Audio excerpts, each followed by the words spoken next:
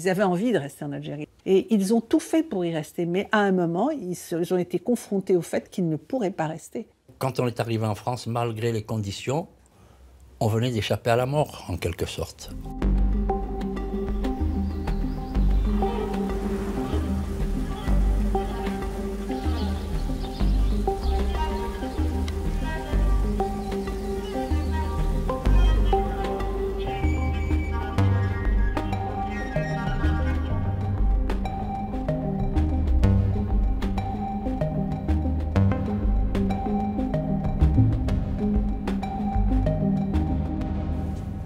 Ça, c'est un des objets qu'on a ramené d'Algérie également, le moulin à café. Chaque famille à l'époque devait avoir le sien pour moudre le café puisqu'il se vendait en grains. Ma fille Lilia, elle a 23 ans et donc aujourd'hui elle s'intéresse à cette question qui la rattache à son grand-père qui était harki. J'ai quelques souvenirs vagues de mon enfance en Kabylie, mais j'ai surtout le souvenir arrivé en France donc de ne pas connaître d'une part la culture mais également la langue de ce pays. Et quand je sortais pour m'amuser à l'extérieur, mémé me disait, elle mettait le doigt sur la bouche, ne dis jamais qu'on est des harkis.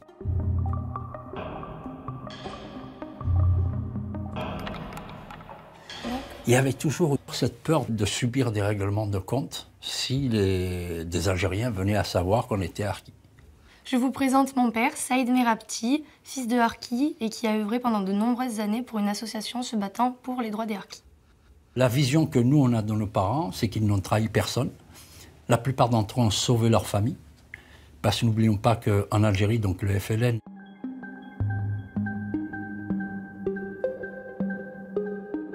avant ce déclenchement du 1er novembre 1954, il était inconnu. Donc il y a eu une propagande du gouvernement français pour dire que c'était des terroristes. Les gens du FLN, pour être reconnus, n'ont pas hésité à tuer des musulmans qui leur désobéissaient. C'est pour ça qu'on retrouve des harkis, souvent, donc c'était malgré eux, parce que justement, ils étaient menacés par l'ALN, l'armée de libération nationale du FLN, et que donc ils ont rejoint les rangs de l'armée française. Même si c'est récent, moi je me sens éloignée. Je suis allée 2 semaines en Algérie au cours de ma vie pour visiter, mais aujourd'hui je n'ai pas d'attache particulière à l'Algérie puisque tous mes souvenirs ont été créés en France. Il faut que tu saches, mais je préfère dépasser ce stade parce que je préfère que tu vives ta vie normalement sans qu'il y ait de problèmes à régler, quoi, hein. Donc les problèmes du quotidien suffisent à eux-mêmes que de plus se prendre un fardeau supplémentaire lié à cette histoire. Annie-Paul Abissira, née à Colombéchar en Algérie en 1951, et c'est ma maman. Je me souviens qu'elle me racontait que quand elle était à Colombéchar, elle avait un amoureux qui lui ramenait des beignets aux pommes sur l'arbre. Voilà, ça c'est quelque chose que j'ai imaginé quand j'étais jeune. Et mon premier rapport à l'Algérie, c'était ça. C'était la chaleur, c'était le goût du sucre, et c'était ma mère assez jeune et heureuse. Je suis née là, à quelques kilomètres de la frontière marocaine, entre Kenazza, Beni Mounif, Figuig. Avec Tata Babi, nous étions les 2 plus jeunes de la famille. Et comme les événements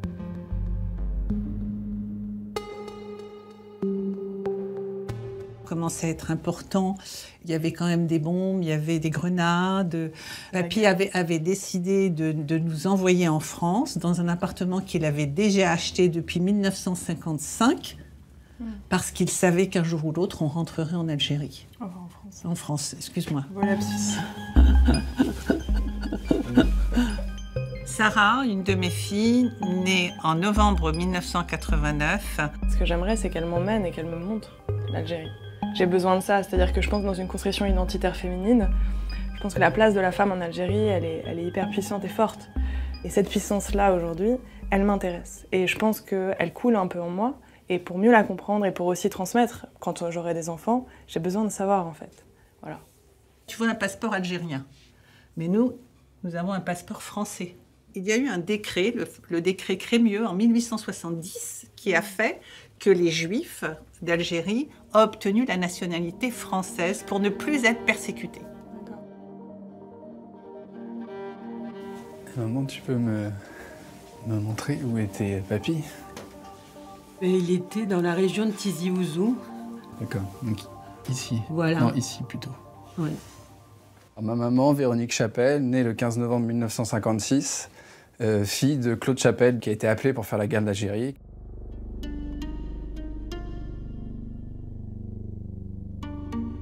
On n'est jamais revenu, il est décédé là-bas.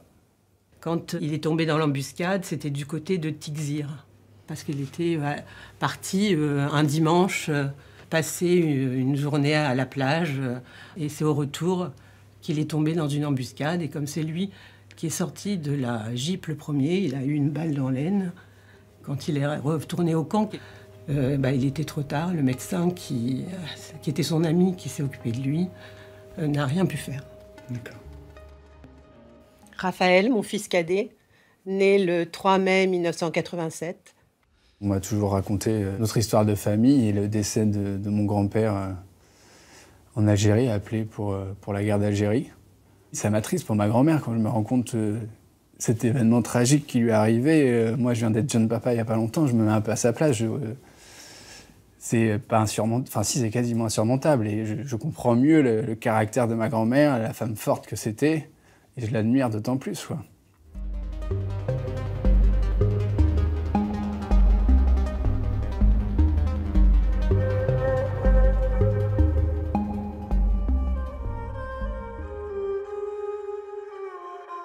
Bon, je suis partie à 10 ans, mais j'aimerais savoir pourquoi les harkis ont quitté l'Algérie. C'est une minorité qui a quitté l'Algérie, donc ceux qui l'ont quitté, c'est qu'ils craignaient pour leur vie du fait d'avoir été harkis. Les accords d'Évian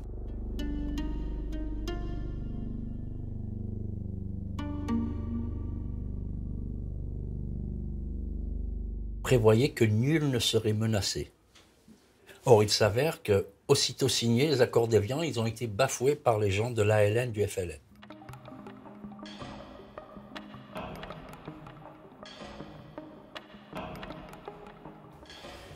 Et du coup, la plupart de ceux qui sont restés, sauf cas exceptionnel, quand les gens changeaient de lieu, de ville, là, ils n'étaient pas connus.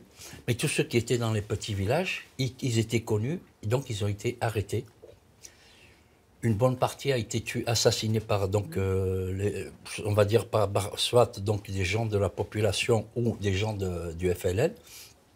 Une autre a été emprisonnée. Donc, quand on est arrivé en France, malgré les conditions, on venait d'échapper à la mort, en quelque sorte. Nous, à Béchar, à Colomb-Béchar et dans tout l'Oranais, on a un peu subi la même chose, dans la mesure où il y avait ce fameux droit qui devait être versé.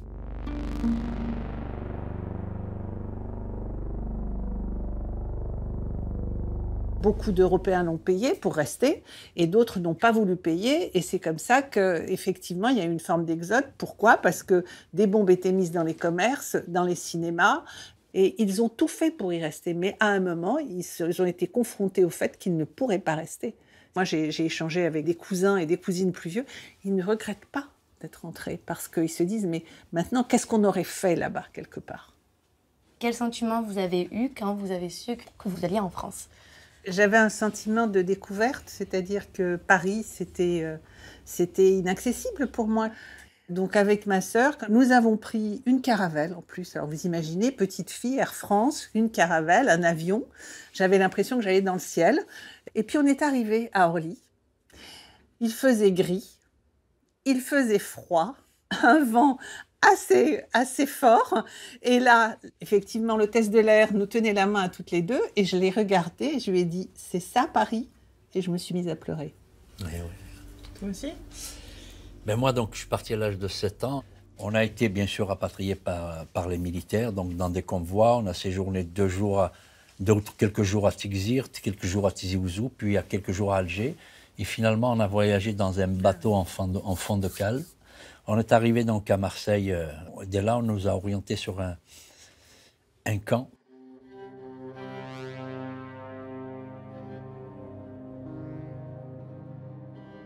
Qui s'appelle Bourg-Lastic. Mais comme vous le voyez sur la photo, donc j'ai beaucoup de membres de la famille qui étaient liés à la même histoire. On a été donc rassemblés dans un petit village dans le nord de la France qui s'appelle Poix-de-Picardie. Quand ils se mettaient à l'entrée, donc ils étaient 15-20 à discuter, nos anciens, nos parents, et ils disaient, voilà, regardez, c'est comme si on avait reconstitué un village ici. Mais effectivement, nous aussi, on a eu donc la grisaille, un froid très fort, donc très dur en 62-63.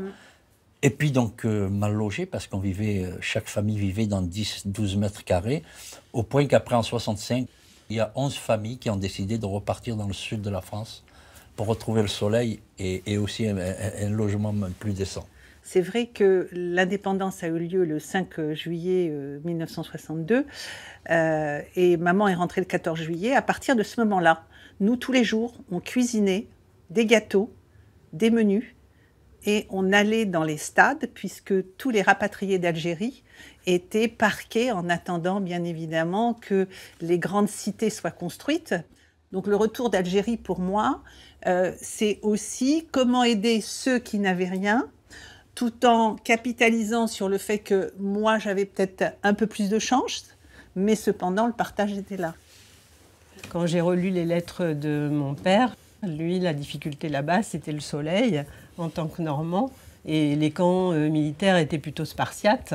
Donc il a essayé de prendre quelques plaisirs comme ça, en allant au bord de mer et faire des choses. Il s'avère que cette photo, donc c'est là où j'habite.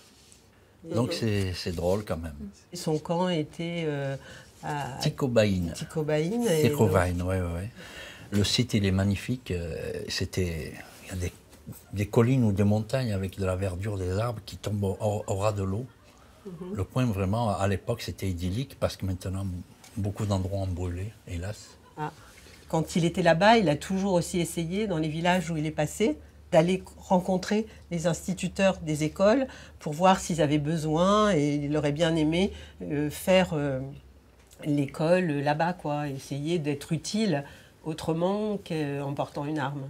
Ton père, il voulait pas y aller, en fait? Ah ben non, il voulait pas y aller. Moi, ma grand-mère, avec d'autres femmes, à la gare du Havre, ils sont allés, ils se sont couchés sur les rails pour empêcher les trains de partir. Bien sûr. Ce qu'il voulait, c'était revenir pour continuer son travail d'enseignant.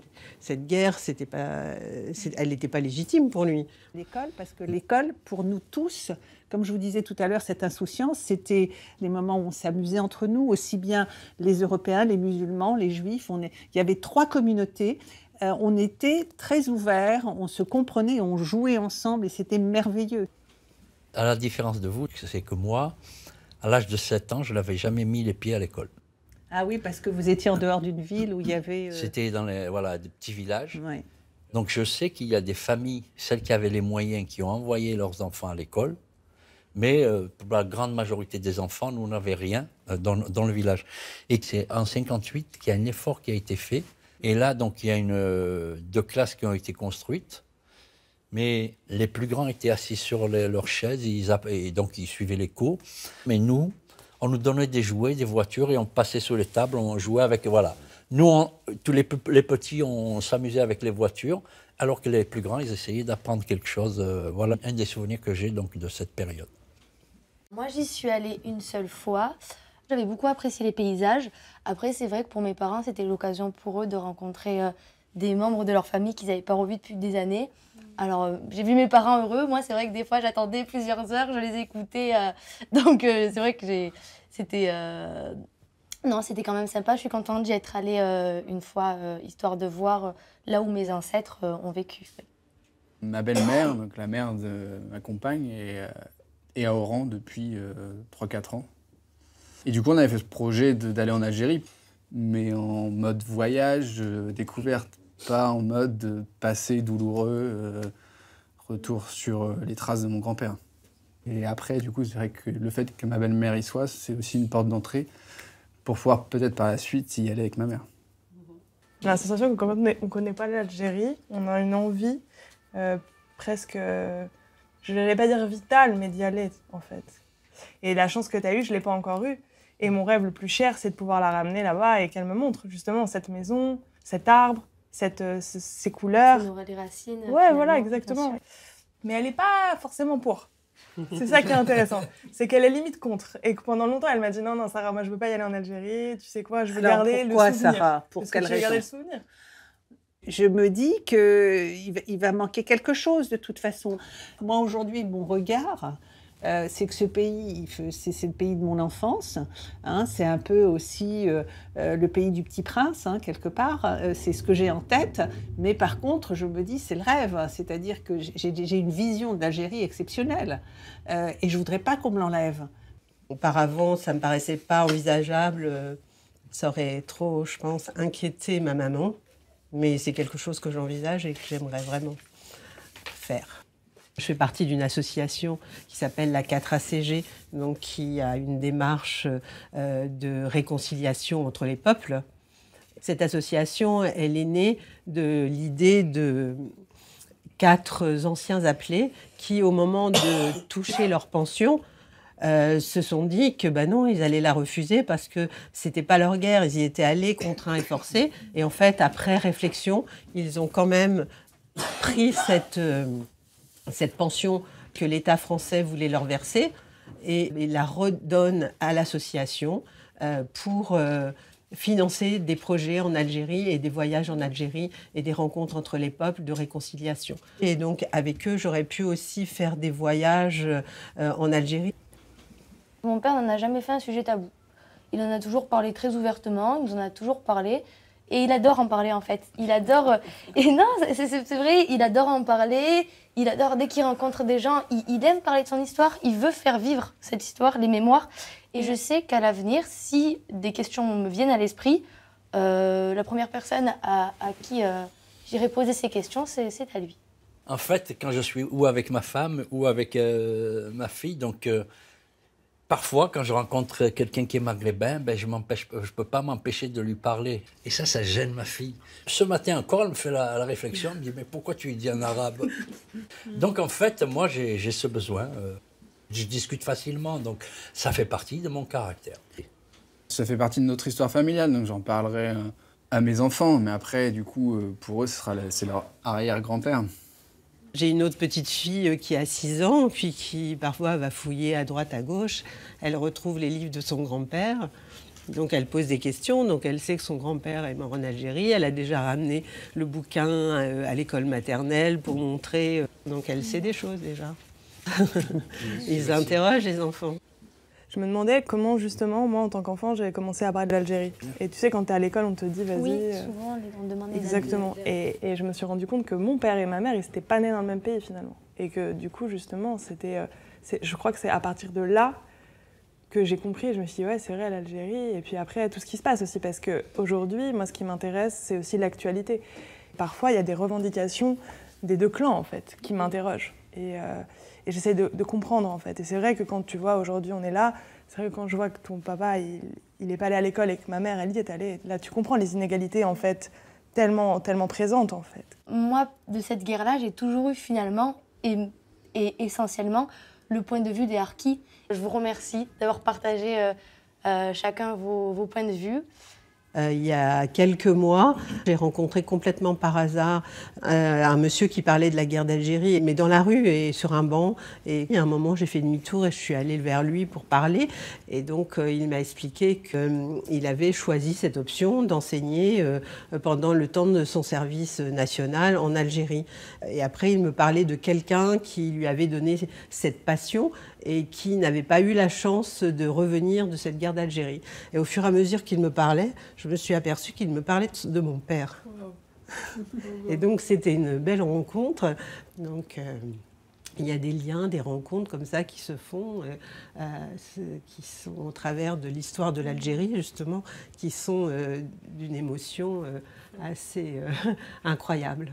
Et je pense que c'est pour ça qu'on a un attachement en fait inconscient avec ce pays. C'est que, par exemple, on va quelque part, ma mère à chaque fois elle parle, elle demande « Ah mais vous venez d'Algérie ?» Et en fait tout de suite il y a un rapport qui se fait automatique. « Ah ouais, de Colombéchard, mais moi je connais, mais bien sûr, mais je viens de là. » Et en fait c'est ça qui est hyper touchant. Et c'est vrai que l'Algérie c'est quelque chose qui appelle en fait.